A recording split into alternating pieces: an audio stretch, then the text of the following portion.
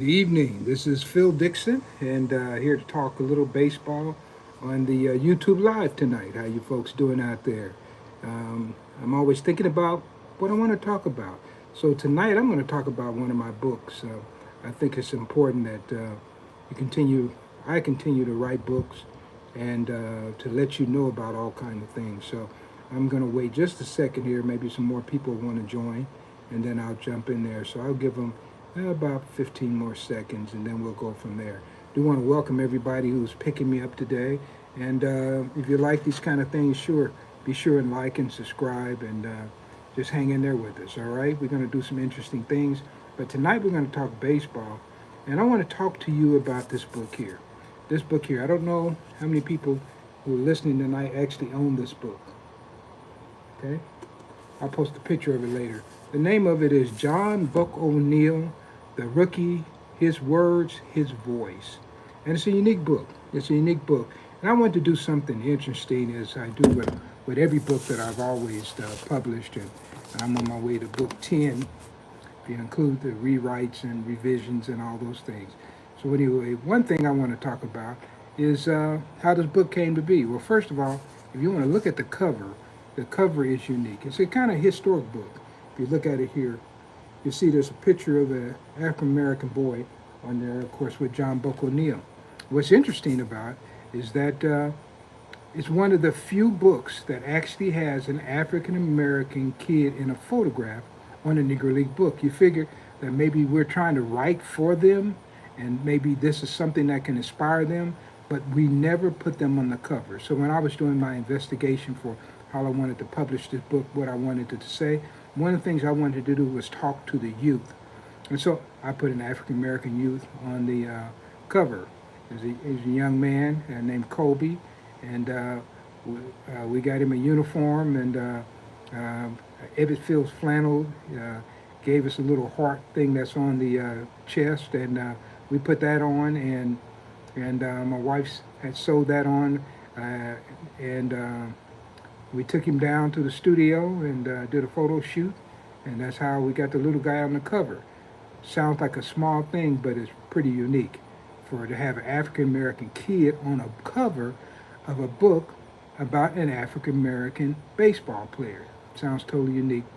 It should have not been out of the ordinary, but it definitely was. And then when I was putting this book together, I wanted to have something that was easy to read, especially for older people.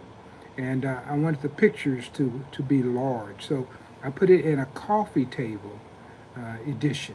So it's a large book. It's a very large book. So it's not, just something going to fit in your hand. You can see it's kind of large here. If you want to compare this to my hand there, you can kind of see how large the book is.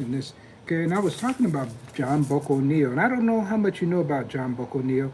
He was somebody that I actually knew, and many people met Buck O'Neill, but I wanted to once again do something unique. So here's one of the things I did.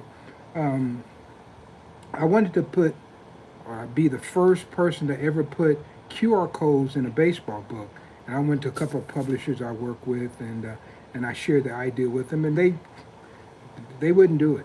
So I ended up publishing it, on my own dime, and I put QR codes in it, and thus this book also made history as the first ever book on baseball to actually feature QR codes in the book.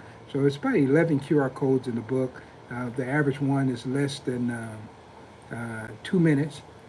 And what you will hear is an interview of me interviewing John Buck O'Neill. And it's the earliest interviews you will ever hear Buck O'Neill. These interviews go back to 1985 and 1986.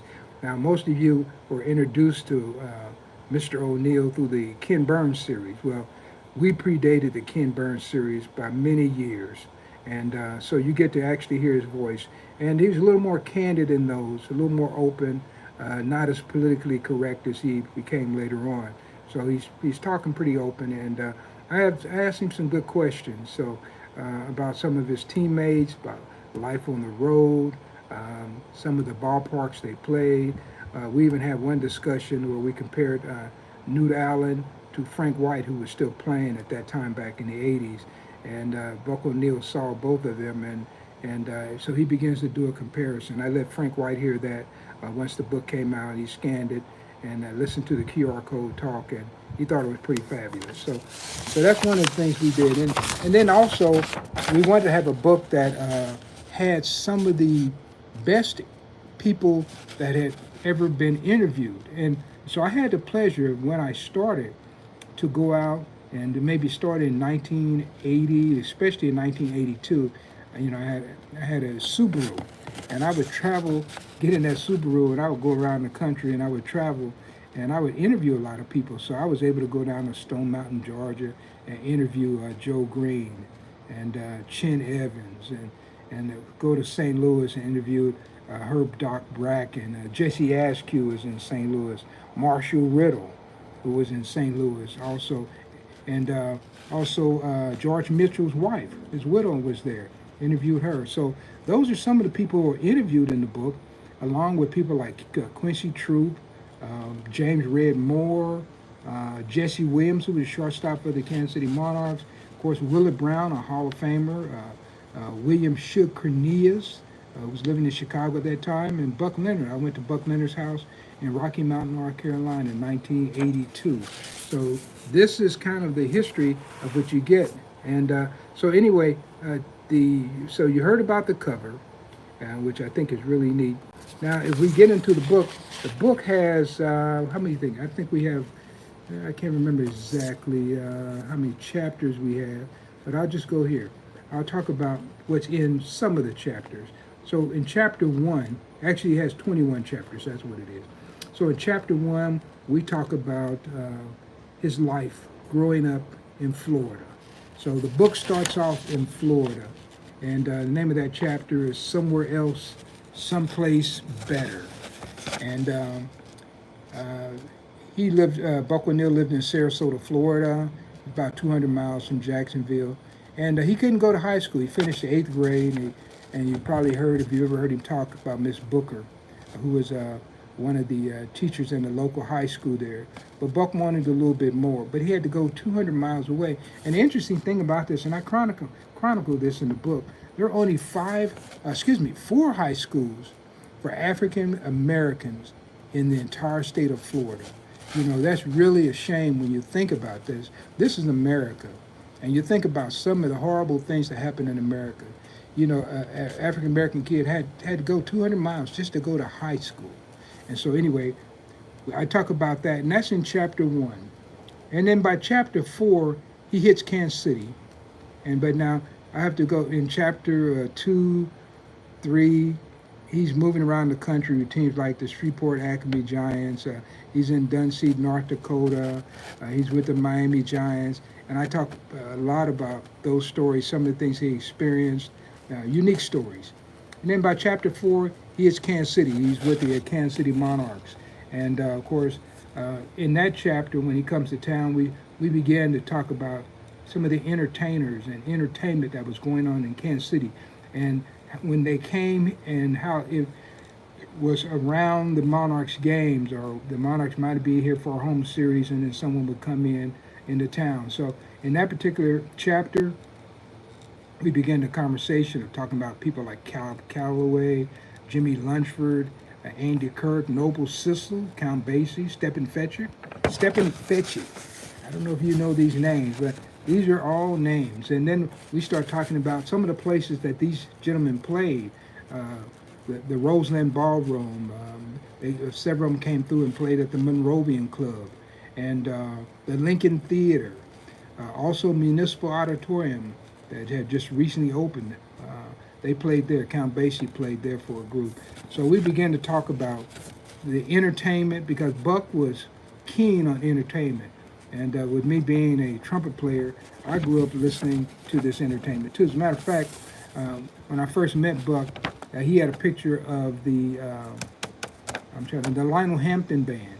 I'm looking at the picture, and I see Ben Kennard in there. And at that particular time, the reason I knew Ben Kennard, he was the baritone sax player for Lionel Hampton back in the 40s.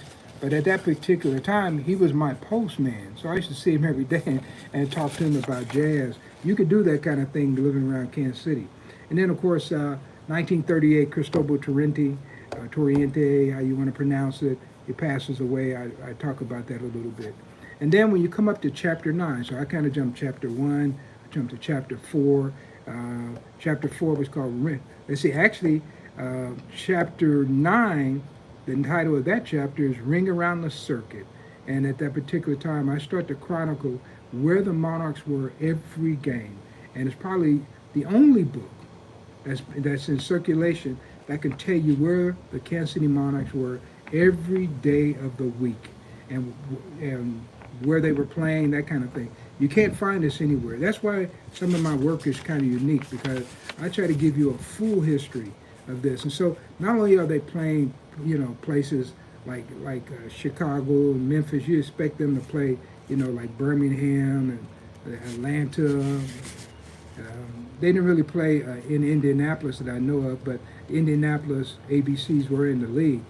But they would also play games in other places. So they're playing in Madison, Wisconsin. They even took about a week and a half hiatus and went to Canada playing the Chicago American Giants every night. So I talk about that in the book, and you find that quite interesting. Of course, chapter 10 is the last chapter. Let's just put it there. And when I get to the last chapter, I talk about the Kansas City Monarchs playing the House of David. And so they're touring at the end of the season against the House of David.